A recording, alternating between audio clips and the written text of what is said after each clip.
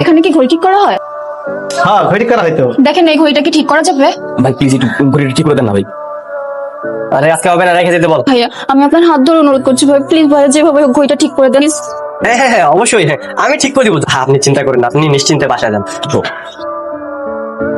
তুমি ওই ঘড়ির মেকানিকের ছেলেটার হাত ধরছো কেন? আসলে ওই সময় আমার আবেগ কাজ করছিল।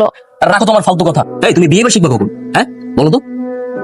কুল, সরি বললাম তো। ইটস ওকে, ওঠো। আরে ঘড়িটা শিখে গেছে।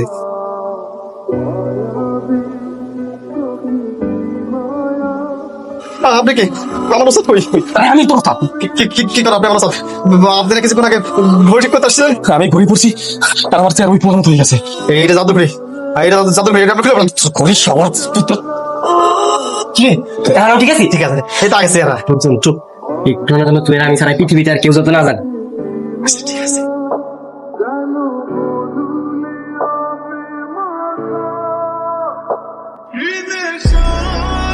তোর মিয়া এভাবে কোথায় যায়? চোখে পকেটে আটেন। এই ইউ ওই ঘড়ির দোকানদার না? জি ভাইয়া। আর ঘড়ির কি খবর? ঘড়ি ঠিক হয়েছে? বলছি আপনার ঘড়ি না? ও এটা তো একটু কাজ চলতেছে। এরকম রাস্তায় রাস্তায় ঘুরলে তো আর কাজ হবে না। দোকানে যাও, দোকানে ঘড়ি ঠিক করো। আমার কালকের মধ্যে ঘড়ি লাগবে কিন্তু। ঠিক আছে ভাই, হয়ে যাবে, সমস্যা নেই। স্যার এইদিকে কিন্তু কাম হইব, মানে মনে করেন যে এইটা দিয়া আপনি আর একজন চেয়ারে গেলেন গা, মানে ওই চেয়ারের লোকের যে ধন সম্পদ গুলো আছে সবই তো আপনার। তো ঠিক কইছস।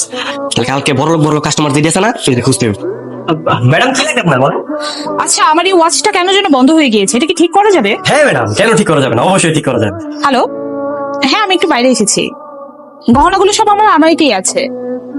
হ্যাঁ টাকাগুলো সব আলমারিতে। তুই গিয়ে আম্মুকে বললেই তোকে দিয়ে দিবে সব। আচ্ছা ঠিক আছে। আচ্ছা ম্যাডাম, আপনার কাজ করেন, আপনার বাসার অ্যাড্রেসটা নাম্বারটা দিয়ে যান। আমি ঘড়ি ঠিক হয়ে গেলে আপনার বাসায় পাঠাই দেবো। ডেলিভারি আপনার একদম 9 number house, 12/A, 4 number sector. সাদা ঘড়ি বানাই দেন।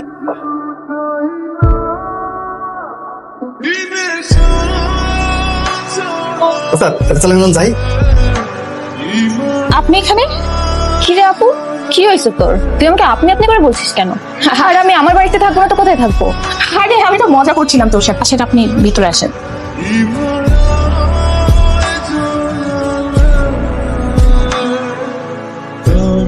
ও ম্যাডাম, কি হয়েছে? ওই রুমের ভিতরে আপনার বোনকে কাপে একটা ছেলে ধর্ষণ করতেছে। কি বলছিস এসব? জি ম্যাডাম, দেখছেন? থামান বল, থামান। আরে ওই আমার দুলা ভাই। মনে একটু কি হয়েছে? আর বইলো না দুলা ভাই, তোমরা এখানে আছো আর আমাকে ওখানে যে বলতেছে আমার আপুর সাথে